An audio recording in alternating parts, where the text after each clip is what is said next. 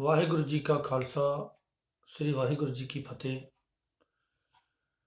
ਮੈਂ ਬਲਵਿੰਦਰ ਸਿੰਘ। ਸੋ ਅੱਜ ਮੈਂ ਕੁਝ ਗੱਲਾਂ ਕਰੂੰਗਾ ਆਪ ਜੀ ਦੇ ਨਾਲ। ਮੈਨੂੰ ਪਤਾ ਹੈ ਕਿ ਮੇਰੀ ਵੀਡੀਓ ਦੇਖਣ ਤੋਂ ਬਾਅਦ ਤੁਸੀਂ ਮੈਨੂੰ ਬਹੁਤ ਗਲਤ ਕਮੈਂਟ ਕਰੋਗੇ। ਸੋ ਮੈਂ ਕਮੈਂਟ ਪੜ੍ਹਨੇ ਨਹੀਂ ਕਿਸੇ ਦੇ, ਚਾਹੇ ਜੋ ਮਰਜ਼ੀ ਆਖੀ ਜਾਵੇ। ਜਿਹੜੀ ਮੇਰੇ ਦਿਲ ਦੀ ਗੱਲ ਹੈ ਉਹ ਮੈਂ ਕਹੇ ਬਿਨਾਂ ਨਹੀਂ ਰੁਕਣਾ, ਠੀਕ ਹੈ। ਸੋ ਗੁਰੂ ਗ੍ਰੰਥ ਸਾਹਿਬ ਮਹਾਰਾਜ ਸੱਚੇ ਪਾਤਸ਼ਾਹ ਸਾਡੇ ਉਹ ਗੁਰੂ ਹੈ, ਅਸੀਂ ਉਹਨੂੰ ਆਪਣਾ ਗੁਰੂ ਮੰਨਦੇ ਹਾਂ। ਜਿੰਨੇ ਪੰਜਾਬੀ ਹੈ ਉਹ ਵੀ ਉਹਨੂੰ ਗੁਰੂ ਮੰਨਦੇ ਆ। ਵਿੱਚ ਕੁਝ ਹਿੰਦੂ ਭਾਈਚਾਰਾ ਹੈ, ਉਹ ਵੀ ਉਹਨੂੰ ਗੁਰੂ ਮੰਨਦੇ ਆ। ਕੁਝ ਸਾਡੇ ਮੁਸਲਮਾਨ ਵੀਰ ਉਹ ਵੀ ਉਹਨੂੰ ਗੁਰੂ ਮੰਨਦੇ ਆ। ਉਹਨੂੰ ਕਿਉਂ ਗੁਰੂ ਮੰਨਦੇ ਆ? ਕਿਉਂਕਿ ਸਰਬ ਧਰਮਾਂ ਦਾ ਉਹਦੇ ਵਿੱਚ ਬਾਣੀ ਹੈ, ਹਰੇਕ ਤਰ੍ਹਾਂ ਦੀ ਉਹਦੇ ਵਿੱਚ ਭਾਸ਼ਾ ਹੈ। ਪੰਜਾਬੀ, ਗੁਰਮੁਖੀ, ਉਰਦੂ, ਫਾਰਸੀ, ਸੰਸਕ੍ਰਿਤ, ਅਨੇਕਾਂ ਭਾਸ਼ਾ ਦੇ ਨਾਲ ਉਹਨੂੰ ਨਵਾਜਿਆ ਹੋਇਆ।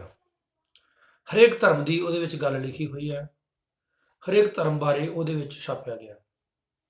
ਗੁਰੂ ਸਾਹਿਬ ਨੇ ਬੜੇ ਹੀ ਬਰੀਕੀ ਦੇ ਨਾਲ ਉਹਨਾਂ ਨੂੰ ਇਕੱਠਾ ਕਰਕੇ ਸਰਬ ਧਰਮ ਦਾ ਸ੍ਰਿਸ਼ਟ ਬਣਾਇਆ ਉਹਨੂੰ, ਕਿਉਂਕਿ ਸਾਰੇ ਹੀ ਧਰਮ ਉਸ ਨੂੰ ਪੂਜਦੇ ਆ। ਕੁਝ ਸਾਡੇ ਨਾ ਸਮਝ ਲੋਕ ਇਹਨਾਂ ਚੀਜ਼ਾਂ ਦੇ ਵਿੱਚ ਦਫਾੜ ਪਾਉਣਾ ਚਾਹੁੰਦੇ ਆ। ਕੁਝ ਮੁੱਠੀ ਪਰ ਲੋਕ ਸਾਨੂੰ ਕਹਿੰਦੇ ਕਿ ਤੁਸੀਂ ਪੰਜਾਬੀ ਤੋਂ ਸਿਵਾ ਹੋਰ ਕੋਈ ਭਾਸ਼ਾ ਨਹੀਂ ਪੜ੍ਹਨੀ। ਇਹ ਮੇਰੀ ਗੱਲ ਠੀਕ ਹੈ ਤਾਂ ਤੁਸੀਂ ਕਮੈਂਟ ਬਾਕਸ ਦੇ ਵਿੱਚ ਲਿਖਣਾ। ਕੁਝ ਲੋਕ ਕਹਿੰਦੇ ਆ ਕਿ ਤੁਸੀਂ ਪੰਜਾਬੀ ਭਾਸ਼ਾ ਤੋਂ ਇਲਾਵਾ ਹੋਰ ਕੋਈ ਭਾਸ਼ਾ ਨਹੀਂ ਪੜ੍ਹਨੀ, ਨਾ ਹਿੰਦੀ ਪੜ੍ਹਨੀ ਹੈ, ਨਾ ਤੁਸੀਂ ਉਰਦੂ ਪੜ੍ਹਨੀ ਹੈ, ਨਾ ਇੰਗਲਿਸ਼ ਪੜ੍ਹਨੀ ਹੈ। ਤੇ ਜਿਹੜੇ ਲੋਕ ਸਾਨੂੰ ਪੰਜਾਬੀ ਵੱਲੀ ਇਕੱਲਾ ਪ੍ਰੇਰਿਤ ਕਰਦੇ ਆ ਕਿ ਤੁਸੀਂ ਇਕੱਲੀ ਪੰਜਾਬੀ ਪੜ੍ਹੋ, ਦੂਸਰੀ ਭਾਸ਼ਾ ਨਹੀਂ, ਤੁਹਾਡੀ ਭਾਸ਼ਾ ਨਹੀਂ ਦੂਸਰੀ। ਤੇ ਮੈਂ ਉਹਨਾਂ ਨੂੰ ਪੁੱਛਣਾ ਚਾਹੁੰਦਾ, ਉਹਨਾਂ ਦੇ ਬੱਚੇ ਤਾਂ ਵਿਦੇਸ਼ਾਂ ਵਿੱਚ ਪੜ੍ਹਦੇ ਆ, ਕਿ ਸਾਨੂੰ ਸਾਡੇ ਪੰਜਾਬ ਤੱਕ ਹੀ ਸੀਮਿਤ ਰੱਖਣਾ ਚਾਹੁੰਦੇ ਇਹ? ਕਿ ਇਹ ਪੜ੍ਹ ਲਿਖ ਗਏ ਅਦਰ ਸਟੇਟਾਂ ਦੇ ਵਿੱਚ ਜਾਣਗੇ, ਅਦਰ ਸਟੇਟ ਤੋਂ ਫਿਰ ਫੋਰਨ ਕੰਟਰੀਆਂ ਦੇ ਵਿੱਚ ਜਾਣਗੇ, ਇਹ ਲੋਕ ਕਾਮਯਾਬ ਨਾ ਹੋਣ? ਇਹਨਾਂ ਲੋਕਾਂ ਦੀ ਥਿਊਰੀ ਇਹ ਹੈ ਜਿਹੜੀ ਕਿ ਰਾਜਿਆਂ ਦੀ ਹੁੰਦੀ ਸੀ, ਜਿਹੜੀ ਅੱਜ ਕੱਲ੍ਹ ਦੇ ਲੀਡਰਾਂ ਦੀ ਹੈ, ਕਿ ਜੇ ਇਹ ਪੜ੍ਹ ਲਿਖ ਗਏ ਇਹਨਾਂ ਨੂੰ ਅਕਲ ਆ ਜੂਗੀ। ਸਾਡੀ ਗਾੜੀ ਕਮਾਈ ਤੇ ਉਹ ਕਬਜ਼ਾ ਕਰਨਾ ਚਾਹੁੰਦੇ ਆ। ਸਾਨੂੰ ਪਰਮਾਤਮਾ ਦਾ ਖੌਫ ਦਿਖਾ ਦਿਖਾ ਕੇ, ਡਰਾ ਕੇ ਆਪਦੀਆਂ ਤਿਜੋਰੀਆਂ ਭਰੀ ਜਾਂਦੇ ਆ। ਤੇ ਸਾਨੂੰ ਉਹ ਕਹਿੰਦੇ ਵੀ ਤੁਸੀਂ ਤਾਂ ਨਰਕਾਂ ਨੂੰ ਜਾਓਗੇ। ਤੇ ਜਿਹਨਾਂ ਦੇ ਜੇਬਾਂ ਦੇ ਵਿੱਚੋਂ, ਸਾਡੀਆਂ ਜੇਬਾਂ ਦੇ ਵਿੱਚੋਂ ਪੈਸੇ ਜਾਂਦੇ, ਉਹਨਾਂ ਨੂੰ ਜਿਹੜੇ ਮੱਥੇ ਟੇਕਦੇ ਆ ਅਸੀਂ ਬਾਬਿਆਂ ਨੂੰ, ਜਿਹੜੇ ਪਖੰਡੀ ਬਾਬੇ ਆ। ਸੋ ਗੁਰੂ ਗ੍ਰੰਥ ਸਾਹਿਬ ਜੀ ਮਹਾਰਾਜ ਕਦੇ ਵੀ ਇਹ ਨਹੀਂ ਕਹਿੰਦਾ ਕਿ ਤੁਸੀਂ ਕਿਸੇ ਪਖੰਡੀ ਨੂੰ ਜਾ ਕੇ ਪੈਸਿਆਂ ਦਾ ਮੱਥਾ ਟੇਕੋ ਜਾਂ ਕਿਸੇ ਜਗ੍ਹਾ ਤੇ ਮੱਥਾ ਟੇਕੋ। ਸਿਰਫ ਜਿਹੜਾ ਆਪਣੀ ਇੱਕ ਸ਼ਰਧਾ ਹੈ ਕਿ ਅਸੀਂ ਆਪਣਾ ਤਿਲ ਫੁੱਲ ਜਾ ਕੇ ਗੁਰੂ ਮਹਾਰਾਜ ਦੇ ਚਰਨਾਂ ਦੇ ਵਿੱਚ ਰੱਖਦੇ ਹਾਂ। ਗੁਰੂ ਗ੍ਰੰਥ ਸਾਹਿਬ ਜੀ ਮਹਾਰਾਜ ਨੂੰ ਆਪਾਂ ਮੱਥਾ ਟੇਕਦੇ ਹਾਂ, ਬਹੁਤ ਵਧੀਆ ਗੱਲ ਹੈ, ਕਿਉਂਕਿ ਉੱਥੇ ਪੈਸੇ ਦੀ ਜ਼ਰੂਰਤ ਹੈ। 24 ਘੰਟੇ ਗੁਰੂ ਸਾਹਿਬ ਦੇ ਲੰਗਰ ਚੱਲਦੇ ਨੇ, ਐਡੀਆਂ ਸੋਹਣੀਆਂ ਸੋਹਣੀਆਂ ਇਮਾਰਤਾਂ ਬਣੀਆਂ ਆਮ ਪਬਲਿਕ ਦੇ ਰਹਿਣ ਵਾਸਤੇ। ਤੇ ਜਿਹੜੇ ਹੋਰ ਪਖੰਡੀ ਆ ਉਹਨਾਂ ਦੇ ਤੁਸੀਂ ਡੇਰਿਆਂ ਦੇ ਵਿੱਚ ਜਾਓ, ਤੁਹਾਨੂੰ ਕਈ ਜਗ੍ਹਾ ਤੇ ਤਾਂ ਲੰਗਰ ਵੀ ਮੁੱਲ ਖਾਣਾ ਪੈਂਦਾ। ਅੰਦਰ ਉਹਨਾਂ ਨੇ ਆਪਣੀਆਂ ਆਪਣੀਆਂ ਕੰਟੀਨਾਂ ਬਣਾਈਆਂ ਹੋਈਆਂ। ਮੈਂ ਕਿਸੇ ਇੱਕ ਡੇਰੇ ਦੀ ਗੱਲ ਨਹੀਂ ਕਰਦਾ, ਬੜੀਆਂ ਤਰ੍ਹਾਂ ਦੇ ਡੇਰੇ ਆ। ਪੂਰੇ ਹਿੰਦੁਸਤਾਨ ਦੇ ਵਿੱਚ 50 ਤੋਂ 60 ਡੇਰੇ ਇਹੋ ਜਿਹੇ ਨੇ ਜਿਹੜੇ ਮਾਇਆ ਤਾਂ ਲੈ ਰਹੇ ਮੱਥਾ ਟਿਕਾਈ, ਪਰ ਜੇਕਰ ਤੁਸੀਂ ਚਾਹ ਦਾ ਕੱਪ ਵੀ ਪੀਣਾ ਤਾਂ ਉਹਦੇ ਵੀ ਤੁਹਾਨੂੰ ਪੈਸੇ ਦੇਣੇ ਪੈਣਗੇ। ਸੋ ਮੈਂ ਮੁੱਦੇ ਤੇ ਹੋਣਾ, ਬੱਚੇ ਕੋਈ ਗਲਤੀ ਕਰ ਦਿੰਦੇ ਆ ਤੇ ਉਹਨੂੰ ਮਾਫ ਕੌਣ ਕਰਦਾ? ਮਾਂ-ਬਾਪ। ਜੇਕਰ ਬੁਢੇਪੇ ਦੇ ਵਿੱਚ ਜਾ ਕੇ ਕੋਈ ਮਾਂ-ਬਾਪ ਗਲਤੀ ਕਰ ਦਿੰਦਾ ਤੇ ਉਹਨੂੰ ਮਾਫ ਬੱਚੇ ਕਰਦੇ ਆ। ਸੋ ਮੈਂ ਗੱਲ ਕਰਾਂ ਗੁਰਦਾਸ ਮਾਨ ਸਾਹਿਬ ਤੇ। ਗੁਰਦਾਸ ਮਾਨ ਜੀ ਨੇ ਇੱਕ ਇੰਟਰਵਿਊ ਦੇ ਵਿੱਚ ਪੱਤਰਕਾਰ ਦੇ ਸਵਾਲ ਦਾ ਜਵਾਬ ਦਿੱਤਾ ਕਿ ਪੰਜਾਬੀ ਸਾਡੀ ਮਾਂ ਬੋਲੀ ਹੈ ਤੇ ਹਿੰਦੀ ਸਾਡੀ ਮਾਸੀ ਹੈ। ਤੇ ਗੱਲ ਬਿਲਕੁਲ ਸਹੀ ਹੈ ਕਿ ਅਸੀਂ ਆਪਦੀ ਮਾਂ ਨੂੰ ਮਾਸੀ ਤਾਂ ਨਹੀਂ ਕਹਿ ਸਕਦੇ ਨਾ, ਦੂਸਰੇ ਦੀ ਮਾਂ ਨੂੰ ਮਾਸੀ ਅਸੀਂ ਕਹਿ ਸਕਦੇ ਹਾਂ, ਕਿਉਂਕਿ ਸਾਡੇ ਦੇਸ਼ ਦੀ ਆ ਉਹ, ਦੂਸਰੇ ਦੇਸ਼ ਦੀ ਨਹੀਂ। ਸਾਡੇ ਹਿੰਦੁਸਤਾਨ ਦੀ ਰਾਸ਼ਟਰੀ ਭਾਸ਼ਾ ਹਿੰਦੀ ਹੈ। ਅਗਰ ਤੁਸੀਂ ਕਿਸੇ ਵੀ ਅਦਰ ਸਟੇਟ ਦੇ ਵਿੱਚ ਜਾਂਦੇ ਹੋ, ਤੁਸੀਂ ਸੜਕ ਦੇ ਉੱਪਰ ਜਿਹੜੇ ਬੋਰਡ ਲੱਗੇ ਹੁੰਦੇ 1 ਕਿਲੋਮੀਟਰ ਵਾਲੇ, ਉਹ ਸਾਰੇ ਹਿੰਦੀ ਦੇ ਵਿੱਚ ਲਿਖੇ ਹੁੰਦੇ ਆ ਜਾਂ ਇੰਗਲਿਸ਼ ਦੇ ਵਿੱਚ ਲਿਖੇ ਹੁੰਦੇ ਆ। ਤੇ ਸਾਨੂੰ ਤੁਸੀਂ ਪੰਜਾਬ ਤੱਕ ਹੀ ਸੀਮਿਤ ਰੱਖਣਾ ਚਾਹੁੰਦੇ ਹੋ ਕਿ ਪੰਜਾਬ ਤੋਂ ਬਾਹਰ ਨਾ ਨਿਕਲਣ ਇਹ, ਕਿਉਂਕਿ ਜੇ ਹਿੰਦੀ ਪੜ੍ਹੇ ਹੋਣਗੇ ਤਾਂ ਇਹਨਾਂ ਨੂੰ ਪਤਾ ਲੱਗ ਜੂ ਇਹ ਕਿਹੜੇ ਸੜਕ, ਕਿਹੜੇ ਪਿੰਡ ਨੂੰ ਜਾਂਦੀ, ਕਿਹੜੇ ਸ਼ਹਿਰ ਨੂੰ ਜਾਂਦੀ ਆ, ਜਾਂ ਕਿਹੜਾ ਸ਼ਹਿਰ ਕਿੰਨੇ ਕਿਲੋਮੀਟਰ ਰਹਿ ਗਿਆ। ਉਹਨਾਂ ਅਨਪੜ੍ਹ ਲੋਕਾਂ ਨੂੰ ਪੁੱਛ ਕੇ ਦੇਖੋ, ਜਿਹੜੇ ਸਿਰਫ 5ਵੀਂ ਕਲਾਸ ਤੱਕ ਪੜ੍ਹੇ, ਜਿਨ੍ਹਾਂ ਨੂੰ ਓਨਲੀ ਪੰਜਾਬੀ ਆਉਂਦੀ ਆ, ਕੀ ਤੁਸੀਂ ਉਹਨਾਂ ਵਾਂਗੂ ਹੀ ਸਾਰਿਆਂ ਨੂੰ ਕਰਨਾ ਚਾਹੁੰਦੇ ਹੋ? ਗੁਰਦਾਸ ਮਾਨ ਜੀ ਉੱਥੇ ਗਏ, ਧਰਨੇ ਤੇ ਗਏ, ਕੁਝ ਗਿਣਤੀ ਦੇ 10 ਲੋਕਾਂ ਨੇ ਉਹਨਾਂ ਦਾ ਵਿਰੋਧ ਕੀਤਾ। ਕੀ ਗੱਲ ਉਹ ਆਪਣੀ ਦਿਲ ਦੀ ਗੱਲ ਨਹੀਂ ਰੱਖ ਸਕਦੇ ਸੀ? ਤੁਸੀਂ ਉਹਨੂੰ ਸਵਾਲ ਕਰਦੇ ਨੇੜੇ ਹੋ ਕੇ ਕਿ ਮਾਨ ਸਾਹਿਬ ਤੁਸੀਂ ਇਹ ਗੱਲ ਕਿਉਂ ਆਖੀ, ਤੁਹਾਨੂੰ ਉਸ ਚੀਜ਼ ਦਾ ਜਵਾਬ ਮਿਲਦਾ। ਜੇਕਰ ਜਵਾਬ ਨਾ ਦਿੰਦੇ ਉਸ ਗੱਲ ਦਾ, ਫਿਰ ਤਾਂ ਤੁਸੀਂ ਗੁੱਸਾ ਜ਼ਾਹਿਰ ਕਰਦੇ। ਸਟੇਜ ਤੋਂ ਅਨਾਉਂਸ ਕਰ ਦਿੱਤਾ ਗਿਆ ਕਿ ਗੁਰਦਾਸ ਮਾਨ ਜੀ 2 ਮਿੰਟ ਆ ਕੇ ਆਪਣੇ ਵਿਚਾਰ ਰੱਖਣ। ਆਮ ਪਬਲਿਕ ਦੇ ਵਿੱਚ ਜਾ ਕੇ ਬੈਠੇ ਹੋ, ਅੱਖਾਂ ਦੇ ਵਿੱਚੋਂ ਹੰਝੂ ਆ ਗਏ। ਕੀ ਤੁਸੀਂ ਆਪਣੇ ਮਾਂ-ਬਾਪ ਨੂੰ ਰਲਾਉਣ ਦਾ ਕੰਮ ਕਰਦੇ ਹੋ? ਜੇ ਕੋਈ ਉਹਨਾਂ ਨੇ ਗਲਤੀ ਕੀਤੀ ਸੀ, ਮਾਂ-ਬਾਪ ਨੇ ਗਲਤੀ ਕੀਤੀ ਸੀ, ਕਿੰਨੇ ਵਧੀਆ ਵਧੀਆ ਉਹਨਾਂ ਨੇ ਪੰਜਾਬੀਆਂ ਨੂੰ ਸੌਂਗ ਦਿੱਤੇ।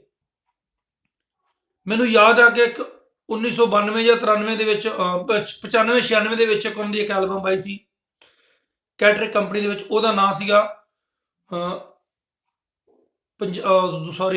ਉਹਦਾ ਨਾਂ ਸੀ ਆਪਣਾ ਪੰਜਾਬ ਹੋਵੇ ਘਰ ਦੀ ਸ਼ਰਾਬ।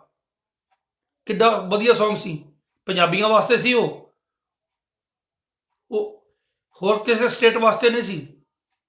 ਉਸ ਤੋਂ ਬਾਅਦ ਆਇਆ ਪੰਜਾਬੀਏ ਜ਼ੁਬਾਨੀ ਨਹੀਂ ਰਖਾਨੇ ਮੇਰੇ ਦੇਸ਼ ਦੀਏ, ਕਿਹਨੇ ਤੇਰਾ ਲਾ ਲਿਆ ਸ਼ਿੰਗਾਰ, ਉਹ ਪੰਜਾਬੀਅਤ ਵਾਸਤੇ ਨਹੀਂ ਸੀ। ਤੁਸੀਂ ਐਡੇ ਵਧੀਆ ਸੌਂਗ, ਐਡੇ ਵਧੀਆ ਗਾਣੇ ਗਾਉਣ ਵਾਲੇ ਬੰਦੇ ਦੀ ਯਾਰ ਤੁਸੀਂ ਬੇਇੱਜ਼ਤੀ ਕਰਦੇ ਹੋ। ਮਾੜੀ ਮੋਟੀ ਸ਼ਰਮ ਹੋਣੀ ਚਾਹੀਦੀ ਯਾਰ ਤੁਹਾਨੂੰ। ਉਹ ਆਪਣੇ ਪਿਓ ਸਮਾਨ ਹੈ, ਮੇਰੀ 45 ਸਾਲ ਦੀ ਉਮਰ ਹੈ, ਉਹਦੀ 60 ਸਾਲ ਦੀ ਉਮਰ ਹੈ, ਮੇਰੇ ਪਿਤਾ ਸਮਾਨ ਆ ਉਹ।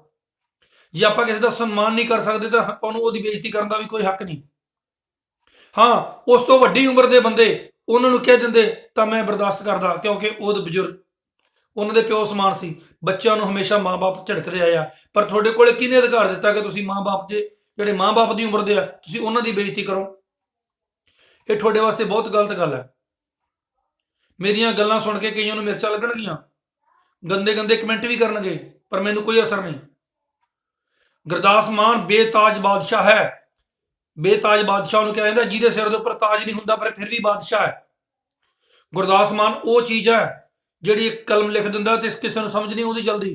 ਦੂਸਰਾ, ਗੁਰਦਾਸ ਮਾਨ ਦੇ ਨਾਲ ਨਾਲ ਮੈਂ ਬੱਬੂ ਮਾਨ ਤੇ ਵੀ ਗੱਲ ਕਰੂੰਗਾ ਕਿ ਬੱਬੂ ਮਾਨ ਵੀ ਇੱਕ ਇਹੋ ਜਿਹਾ ਲਿਖਾਰੀ ਆ ਕਿ ਜਿਹੜਾ ਇੱਕ ਕਲਮ ਲਿਖ ਦਿੰਦਾ ਤੇ ਕਈ ਬੰਦਿਆਂ ਨੂੰ ਸਮਝ ਨਹੀਂ ਆਉਂਦੀ।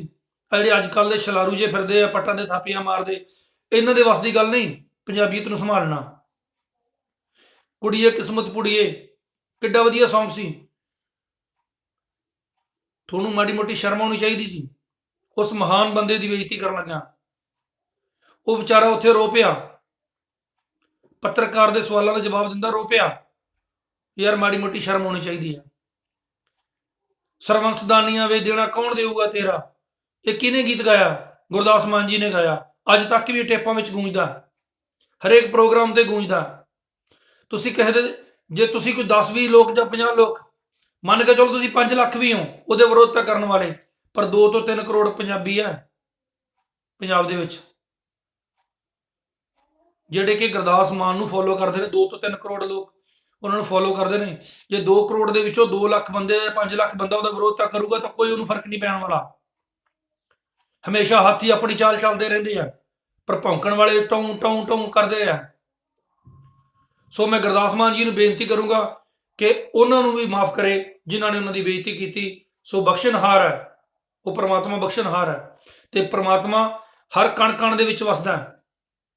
ਜੇਤੇ ਦਾਣੇ ਅਨ ਕੇ ਜੀਆਂ ਬਾਜ ਨਾ ਕੋਏ, ਕਿਉਂਕਿ ਹਰੇਕ ਕਣ ਕਣ ਦੇ ਵਿੱਚ ਜੇਕਰ ਪ੍ਰਮਾਤਮਾ ਵਸਿਆ ਤਾਂ ਉਹਦੇ ਵਿੱਚ ਜਾਨ ਹੈ ਤੇ ਇੱਕ ਦੂਸਰੇ ਨੂੰ ਬਖਸ਼ਣਾ ਹੀ ਆਪਣਾ ਫਰਜ਼ ਹੈ।